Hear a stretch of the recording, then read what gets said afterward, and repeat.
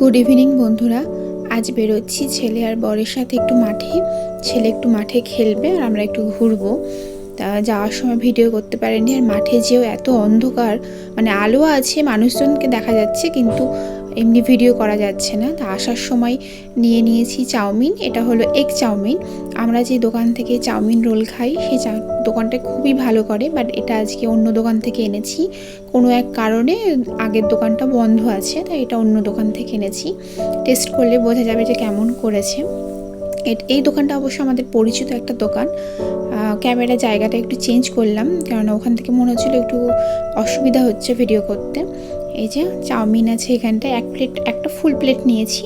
চাউমিনের সঙ্গে এরকম দিয়েছে শসা কুচি আর পেঁয়াজ কুচি, একটু দিয়েছে 2টো প্লেট, আর 3টে স্পুন দিয়েছে। প্লাস্টিকের যে স্পুনগুলি হয় সে 3টে প্লাস্টিকের স্পুন দিয়েছে।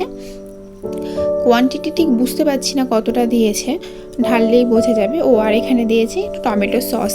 টমেটো সসটা প্রচণ্ডই পাতলা, বোঝাই যাচ্ছে, মনে হচ্ছে জল মিশিয়েছে তাই মনে হচ্ছে। যাই হোক, এখন ঢেলে দেখা যায় যে কতটা হবে।